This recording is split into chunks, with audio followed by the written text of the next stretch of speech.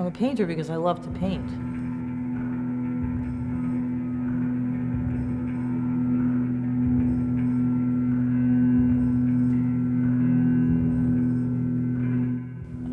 I even like painting woodwork.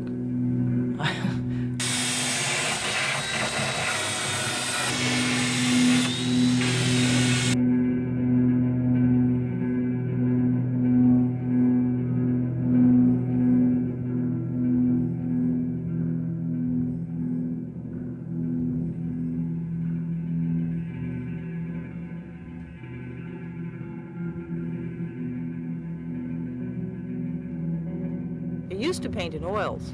Then I discovered encaustic. And it isn't as if I hated oils. In fact, I loved them. But I loved encaustic more.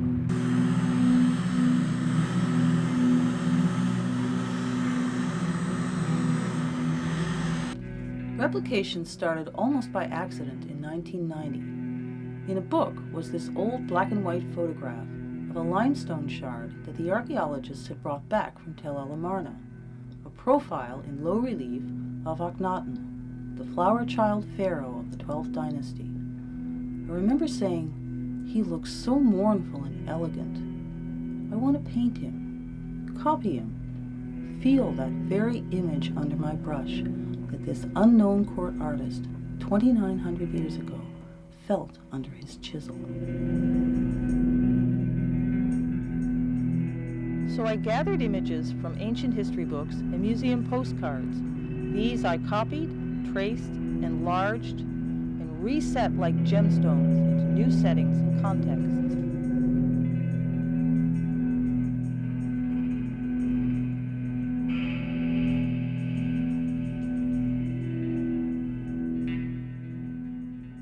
The only two categories, materials and tools, that I get from an art supplier are the pigments and the paintbrushes. Beeswax I get from local suppliers, local beekeepers.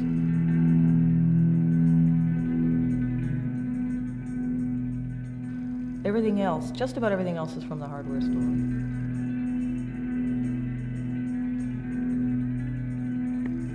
Or I find it on the ground.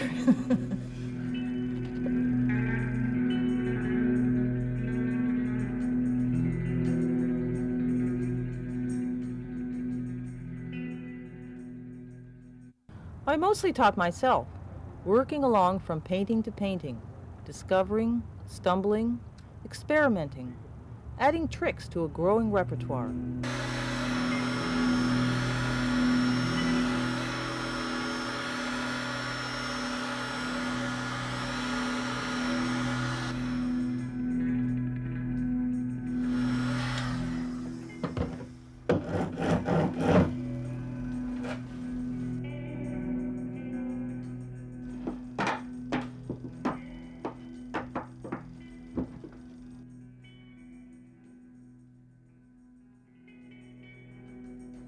For the first few years, it was really just straightforward painting. I was doing these big narrative pieces, unsketched, sort of expressionist. Bible stories, Greek myths, hitchhikers, dinosaurs. It was a good loosening up time.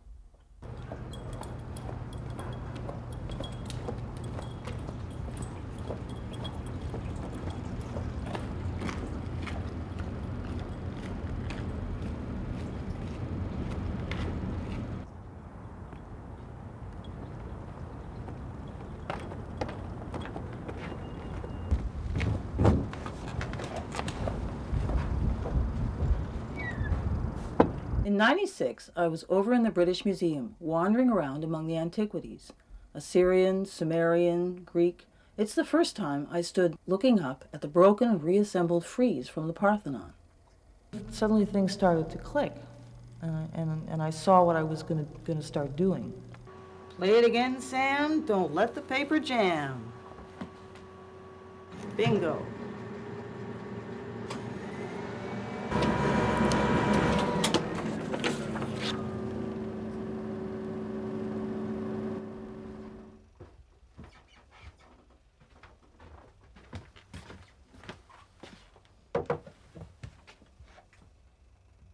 What begins as a readable photograph of men on horses becomes lost in little lines.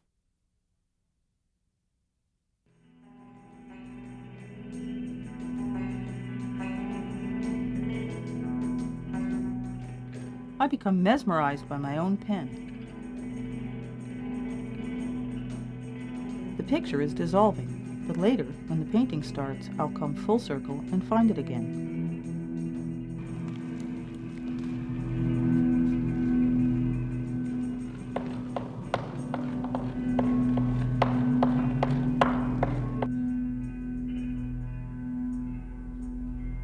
Sometimes I scale my replications way up, make a gold buckle big like a theater marquee.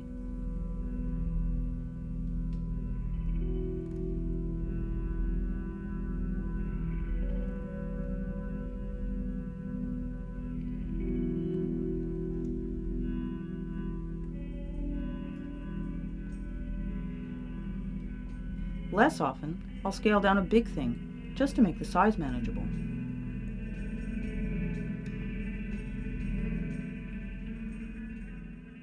Photocopier is bound to distort. I'll be lucky if I can piece these back together perfectly again. I may have to cheat a bit. The Parthenon has been a temple, a church, a mosque, and even a powder magazine. After the Venetians blew it up in 1687, it was pretty distorted, sort of like my drawing. I like to think of my replication process as a grand metaphor for all the events in the life of an ancient artifact: climatic, political, archaeological. Even restoration is a kind of distortion.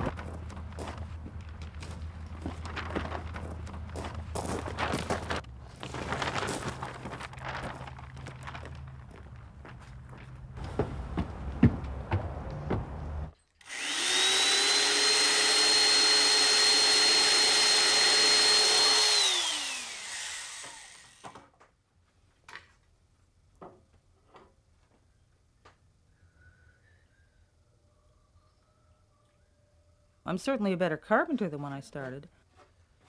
Instead of clapping together what they call the support, I take some pride in constructing a beautiful object to paint on.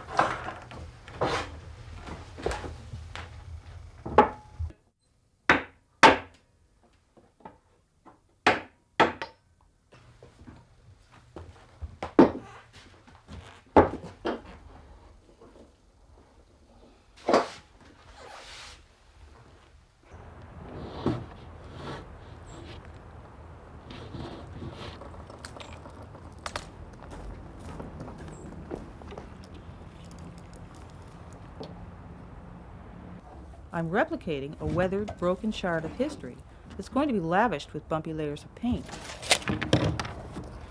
So it would be counterproductive to get too refined.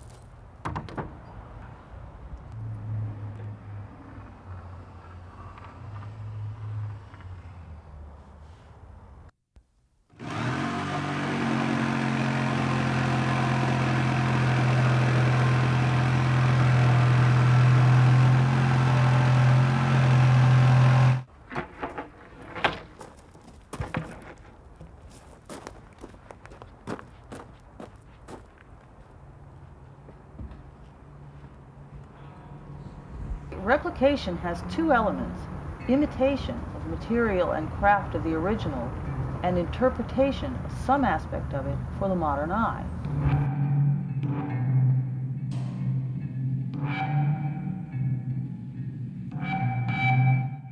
Some of my pieces are acts of studied, devoted imitation, right down to matching the color of lapis lazuli, for example. They're a sort of homage to the artifact and its place in history.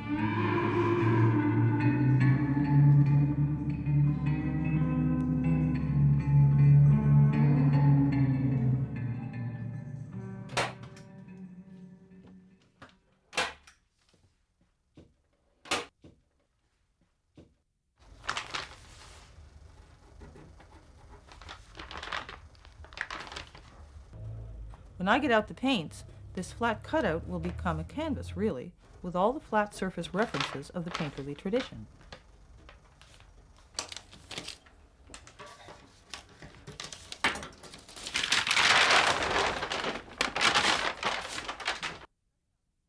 By cutting out a clean-edged silhouette for plywood, I'm talking about the low relief of the original without tamely imitating it.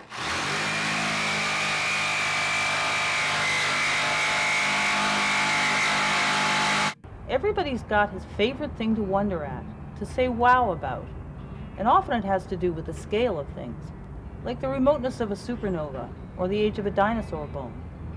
For me, it's the idea of people walking around on the planet 15,000 years ago, some of them even making art. And we're all of the same species. I'm their descendant. That's awesome. So I like to think I'm connecting with them by revisiting with my hands their handmade creations.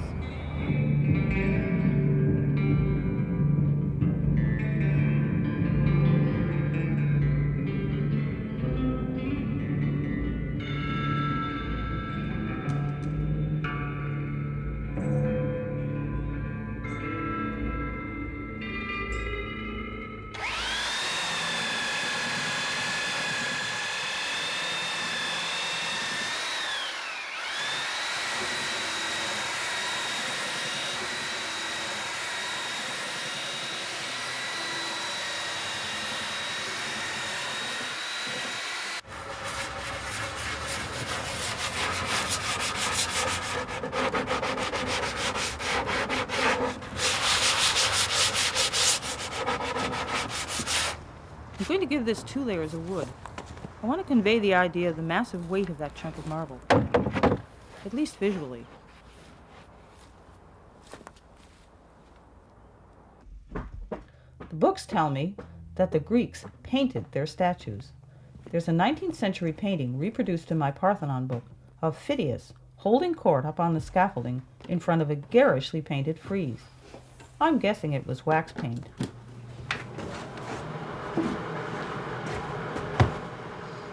Encaustic is one of the most ancient of paints. The Greeks called them their waxes. They'd have used a bed of charcoal instead of a plug-in grill. Some of my pigments are modern laboratory concoctions, but much of it is unchanged.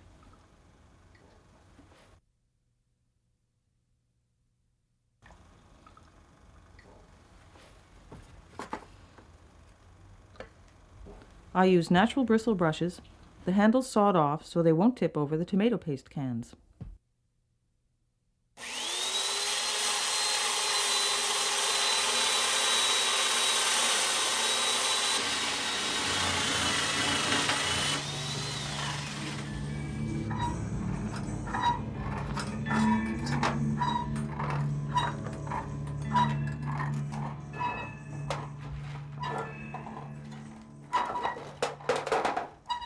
These holes you can see in the horses' mouths were apparently meant to carry ribbons of metal.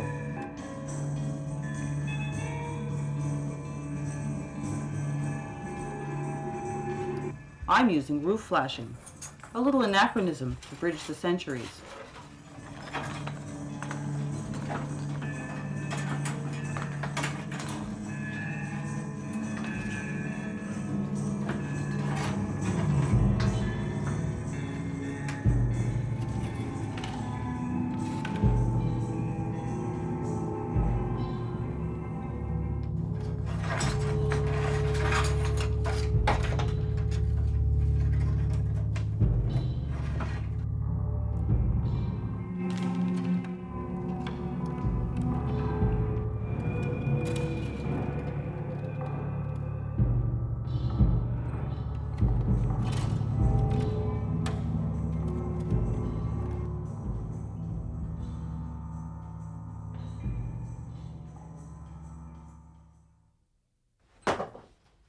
Encaustic is wet when it's hot, dry when it's cool, with about 5 seconds between runaway molten and solidly in place. But with the heat gun, you can go back to it, melt, remove, or alter, anytime thereafter.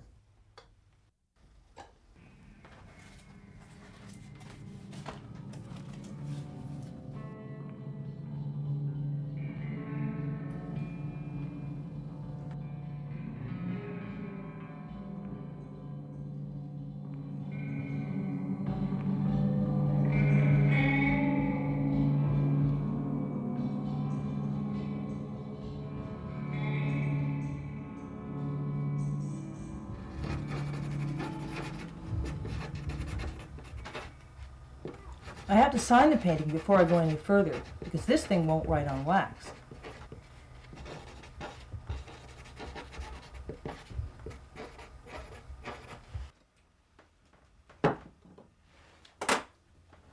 I'm giving the wood a hot wax coating that'll sink right in, seal the wood, and give me a good painting surface. Clear on the back so it won't crayon the walls.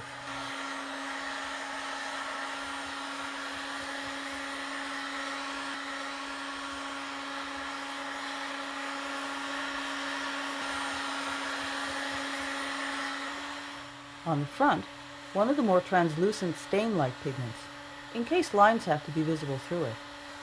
A color bed to inspire the next layer of paint.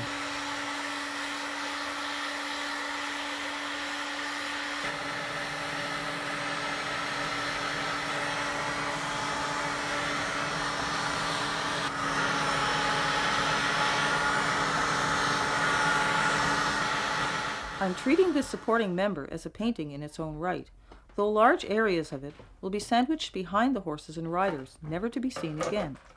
It must be done this way so that it can be freely worked. But there's an appeal, too, in burying these marks, which will be part of my own history. It's like a kind of tribute to those artifacts still underground.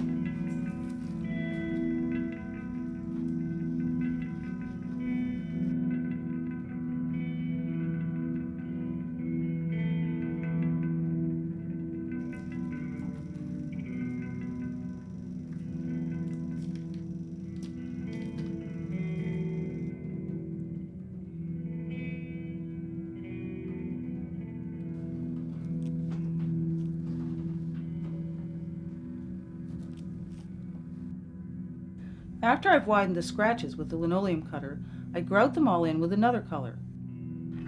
Then scrape back, and you get these exquisite lines.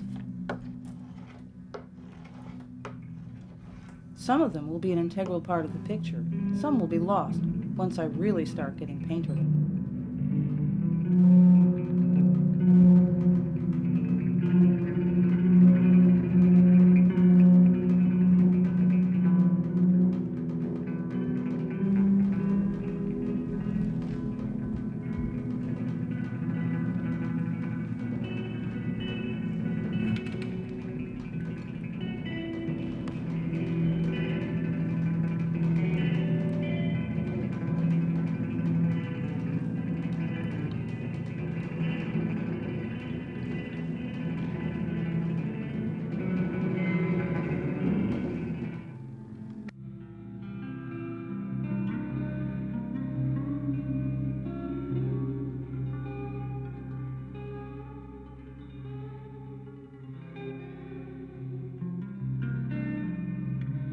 I choose the images that have an immediate appeal.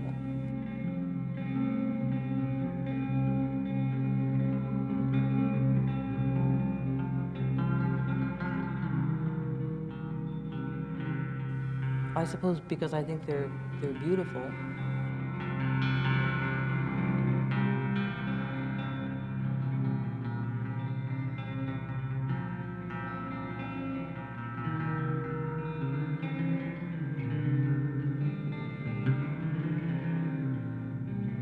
Choose them the way anyone else would choose pictures that they like.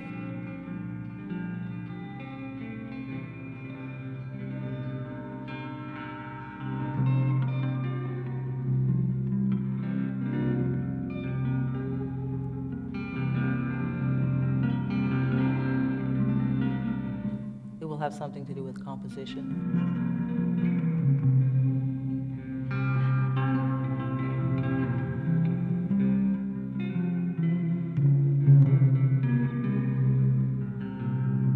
It also will have immediate thoughts about how am I going to do this, and will it be interesting to do?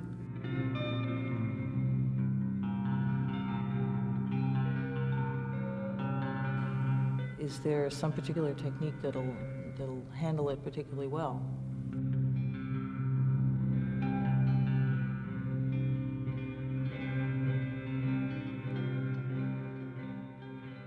Depending on my response to the project, how I choose to imitate or interpret, I can be artisan or artist, artificer or painter.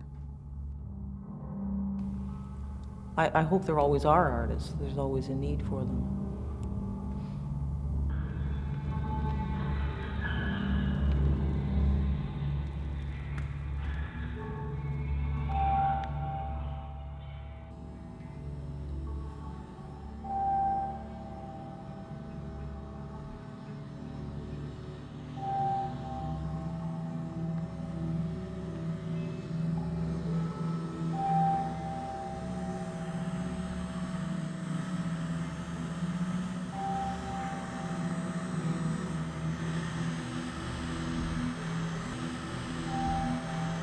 Art is just the most real thing to me.